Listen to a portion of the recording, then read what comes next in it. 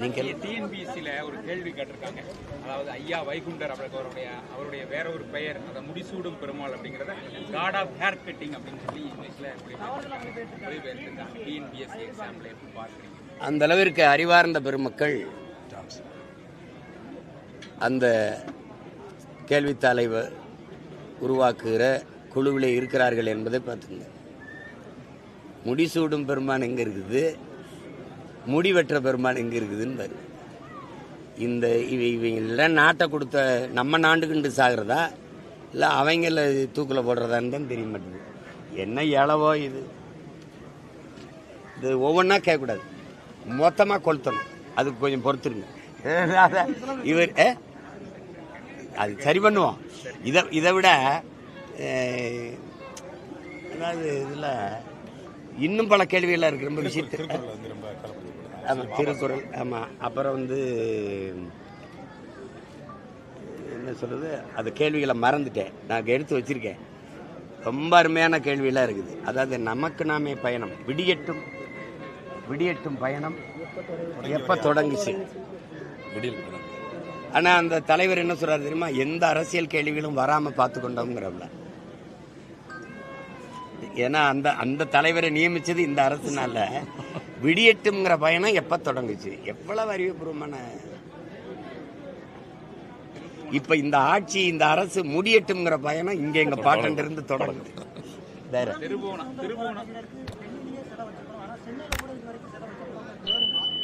அது ஏன்ட்ட கேட்குறீங்க, உங்களுக்கு ஒரு கோபம் வருதா? நான் கேட்குறேன், உங்களுக்கு கோபம் வருதுல்ல, எனக்கு கோபம் இருக்கு.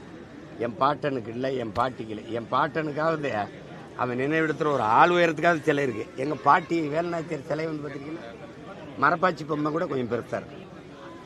அப்போ நம்மளை தொடர்ச்சியாக அனுமதிப்பான். 4ஆம் தமிழ்ச்சங்கம் வச்சு தமிழ் வளர்த்த எங்கள் பாட்டன் வள்ளல் பாண்டித்துரத்தேவர் சிலை பார்த்துருக்கீங்களா,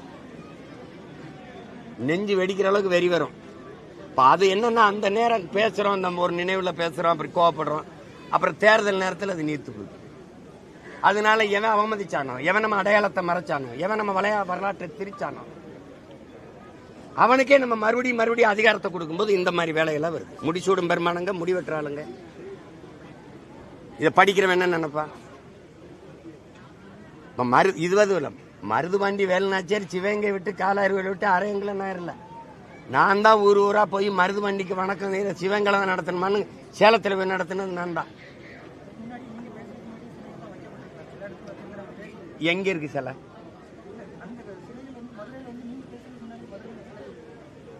எந்த இடத்துல? தெப்பக்குளத்திற்கு ஒரு சிலை தானே, ஒரு சிலை தானே வச்சது யாரு? அது சேதுராமன் ஐயாவுடைய முயற்சி. நான் என்ன சொல்றேன், நீ என்ன பதில் சொல்ற? சேலத்துல அவர் கேள்வியும் கேட்க தெரியல, பதிலையும் உள்வாங்க தெரியல. நான் சொன்னது மருதுபாண்டிக்கு வணக்க கூட்டம் சிவங்களை தான் போடணும்னு இல்ல, சேலத்துல போடலாம்னு கொண்டி சேலத்துல கொண்டி மருதுபாண்டியரை பத்தி பேசுனது நான் தாங்கிறேன். உனக்கு பிரச்சனை என்னப்பா? உனக்கு பிரச்சனை என்னன்னு சிலை வைக்கலன்னு நான் முதலமைச்சர் ஆன பிறகு வைக்கலன்னா என்ன கேள்வி? ஏன் சிலை வைக்கலன்னு நான் தான் முதலமைச்சர் மாதிரி கேட்டுக்கிட்டு இருக்கேன். ஏன் சிலை வைக்கல? அது வைக்காதவன்ட கேளுப்பா.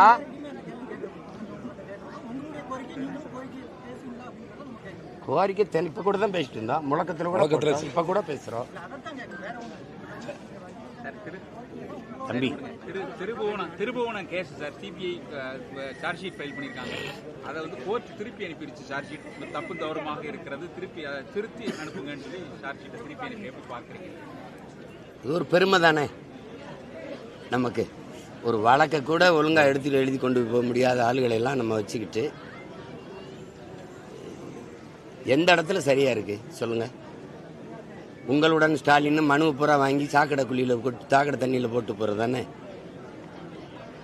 இது நம்மளுடைய தரத்தை தாழ்த்தி காட்டுறது தான். இது RSS வந்து அதிமுக இயக்கினால் என்ன தவறு அப்படின்னு ஒன்றிய அமைச்சர் முருகன் சொல்லியிருக்காரு. அதை வந்து இன்னைக்கு அமீர் வந்து இதை விட கேவலம் வேற எதுவுமே இல்லை அப்படிங்கிற மாதிரி இயக்குனர் அமீர் வந்து பேசியிருக்காரு. அது நீங்க எப்படி பாக்குறீங்க? அவர் பேசுறாரு, இவர் பேசுறாருன்னா சொல்லிட்டு இருக்க வேண்டியது இல்லை.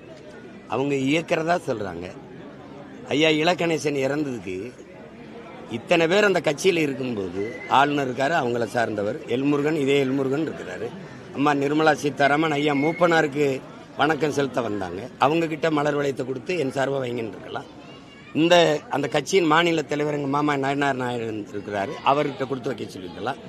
இவங்க கூட்டணி வச்சிருக்க எதிர்க்கட்சி தலைவர் ஐயா எடப்பாடி பழனிசாமிகிட்ட கொடுத்து வைக்க சொல்லியிருக்கலாம்.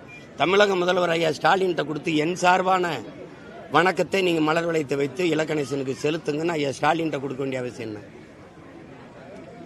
இதை எப்படி எடுத்துக்கிறது தம்பி?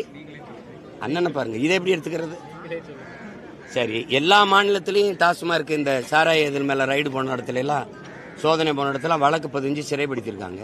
இங்கே எத்தனை ரைடு வந்திருக்கு? ஏன் எந்த நடவடிக்கை இல்லை? எல்லார் வீடுகளையும் ஈடி ரைடு போச்சுல, ஏன் எந்த நடவடிக்கை இல்லை? ரைடு போனது தெரிஞ்சுது, வெளியில் வந்ததும் தெரியல, நடவடிக்கையும் தெரியலையே. காரணம் என்ன சொல்லுங்க, நீங்க சொல்லுங்க. இதுல இருந்து என்ன தெரியுது? ரெண்டு பேருமே ஒரே ஆளுக தான். இதைதான் எங்க தாத்தா காமராஜ் ஒரே குட்டையில் உருண மட்டைங்கிறார். இப்ப நாங்க அந்த மட்டையை பிரிச்சு நாரா திரிக்கிறோம் நம்ம வேலை. இப்ப இதுல என்ன இவங்களுக்குள்ள வேறுபாடு கண்டுட்டீங்க? என்ன வேறுபாடு கண்டுட்டீங்க? ஆபரேஷன் சிந்தூர் அதுக்கு முதலா பேரணி நடத்தி அந்த போரை வாழ்த்தின ஆலியார். இந்தியாவில் பாரதிய ஜனதா எத்தனை மாநிலத்தை ஆளுது? அந்த மாநில முதல்வர் கூட செய்யாத வேலையை தமிழ்நாட்டில் முதலா அந்த பாகிஸ்தானுக்கு எதிரான ஆபரேஷன் சிந்தூர் அந்த போரை ஆதரித்து பேரணி நடத்தின ஆலியார் தமிழ்நாட்டு முதலமைச்சர் தான். அதுக்கு பிறகுதான் டெல்லி முதலமைச்சரே நடத்தினாங்க. இப்போ இதை எப்படி எடுத்துக்கிறது? காரணம் ரைடு தான். உங்களுக்கு புரியுதுன்னு நினைக்கிறேன். காரணம் அவங்க இங்க பாருங்க, அவங்க நேரடியா கூட்டணியில் இருக்கிறாங்க, இவங்க தெரியாம கூட்டணியில் இருக்காங்க. ரெண்டு பேரும் ஒன்னா தான் இருக்காங்க. வெற்றிமாறன் அவர் படம் தயாரிச்சு பேட் கேர்ள்ங்கிற படம் தயாரிச்சு இதுதான் என்னுடைய கடைசி படம்னு சொல்லியிருக்காரு. பல்வேறு பிரச்சனைகளை சந்திச்சிட்டேன். ஏற்கனவே ஒரு தயாரிப்புல தானே, தயாரிப்பு தான் கடைசி படம். பல்வேறு ஏகப்பட்ட பிரச்சனைகளை சந்திச்சுட்டேன். இந்த படம் தயாரிப்பு அப்படிங்கிறது மிகப்பெரிய சவாலான விஷயம். இனிமேல் அதில் இறங்குறது இல்லை. இல்லை, அந்த பிரச்சனையை தம்பி என்னோட விவாதிச்சாரு, நாங்கள் பேசிக்கிட்டோம். ஒரு கலைஞனுக்கு இவ்வளவு நெருக்கடியை தந்திருக்க வேண்டாம்னு நான் நினைக்கிறேன். ரெண்டாவது தயாரித்த படங்கள் எல்லாம் நல்ல படங்களாக தயாரித்து கொண்டு வந்துட்டு இருந்தார். இப்போ அது அவருக்கு அவ்வளோ பெரிய மனச்சோர்வை கொடுத்துருக்குன்னா அதுக்காக நான் வருந்துறேன். இப்போ அதில் நானும் தானே பொறுப்பு இருக்கணும். இப்போ ஒருத்தர் கொலை செஞ்சிடறாரு, ஒருத்தர் தவறு பண்ணிடுறாருன்னா இப்போ அந்த இதுக்கு இந்த சமூக குற்றம் தான் அது. ஏன்னா சிந்தனை என்பதும் செயல்பாடு என்பதும் சமூகத்தின் விளைச்சல்ங்கிறான். இப்போ சமூகம் பிள்ளையா இருக்கு, அதனால அது வருது. பள்ளிக்கூடத்துக்கு போகிற பிள்ளையெல்லாம் தண்ணி அடிச்சுட்டு கஞ்சா குடிச்சிட்டு தடுமாறி விழுகுதுன்னா சமூகம் சீரழிஞ்சிருச்சுன்னு தான் சொல்லணுமே ஒழிய அந்த மாணவனுடைய தவறுன்னு